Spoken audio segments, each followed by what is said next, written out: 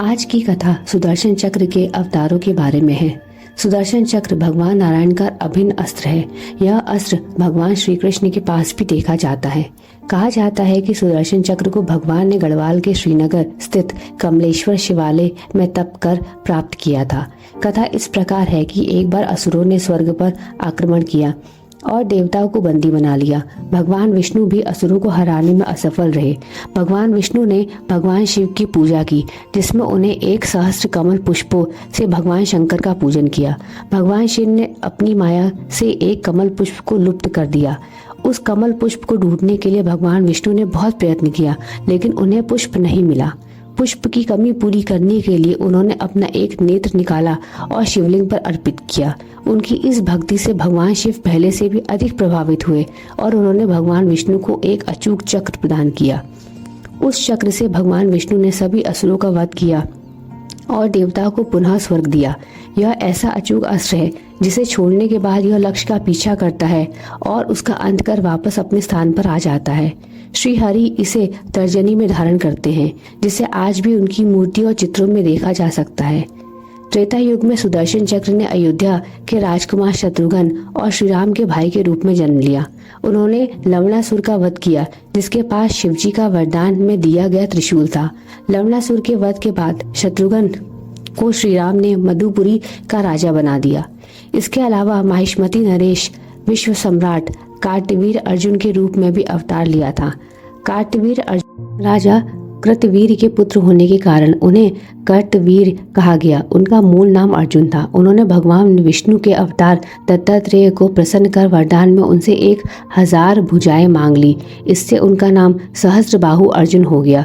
वह धनुर्विद्या में निपुण थे। उनकी 1000 भुजाएं थी और वह एक बार में 500 बाण चला सकते थे। उन्होंने कारकोटक नाग को पराजित किया और उनके निकट स्थित अपने शहर महिष्मती, जो कि नर्मदा नदी के पास था, उसको अपनी राजधानी बनाया।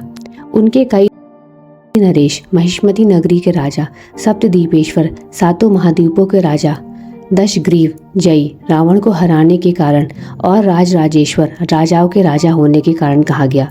सहस्त्रबाहु अर्जुन के पास 1000 अक्षयश्रेणी सेनाएं भी थी। यह भी एक कारण है कि उसका नाम सहस्त्रबाहु था, अर्थात जिसके पास सहस्त्र मार थे। उनकी कथा के अनुसार उन्होंने रावण को भी हराया था। पुराणों के अनुसार एक बार कार्तवीर अर्जुन नर्मदा नदी में अपनी पत्नियों के साथ स्नान कर रहे थे। उन्होंने अपने 1000 हाथों से दोनों ओर से नदी के प्रवाह को रोक दिया। रावण, जो शिव के भजन गाते हुए और उनकी पूजा कर रहा था, उसका ध्यान भंग हो गया। क्रोधित होकर उसने कार्तवीर अर्जुन के साथ युद्ध का आग्रह किया, जिसमें रावण हार गया और उसे अपमानित होना पड़ा। फिर अपने पितामह पुलस्त्य के अनुरोध पर कार्तवीर अर्जुन ने रावण को छोड़ दिया। पुराणों में यह भी वर्णित है कि कार्तवीर अर्जुन और उनकी सेना एक ऋषि जमदग्नि के पास गए, जिन्होंने अपनी दिव्य गाय कामधेनु की मदद से राजा के साथ ही उनकी सेना को अतिथि मानकर भोजन कराया। राजा ने अपने लोगों के उत्तरदायित्व के लिए गाय की मांग की। जमदग्नि ने यह कहकर मना कर दिया कि उन्हें अपने धार्मिक कार्यों के लिए गाय की आवश्यकता है। राजा अर्जुन ने अपने सैनिकों को गाय लेने के लिए भेजा। जमदग्नि और राजा के बीच संघर्ष बढ़ा। अर्जुन ने अपना आपा खो दिया और जमदग्नि का सिर काट दिया। जब परशुराम, जो कि जमदग्नि के पुत्र थे, आश्रम से लौटे तो उन्हें अपनी मां द्वारा पूरी घटना के बारे में सूचना मिली। प्रतिशोध के लिए परशुराम ने अर्जुन और उसके संपूर्ण वंश का शिव द्वारा दिए गए परशु अस्त्र से अंत कर डाला। अंत में संपूर्ण क्षत्रियों को मारकर धरती पर संपूर्ण अधिकार हासिल किया। इस तरह सहस्त्रबाहु अर्जुन का अंत हुआ।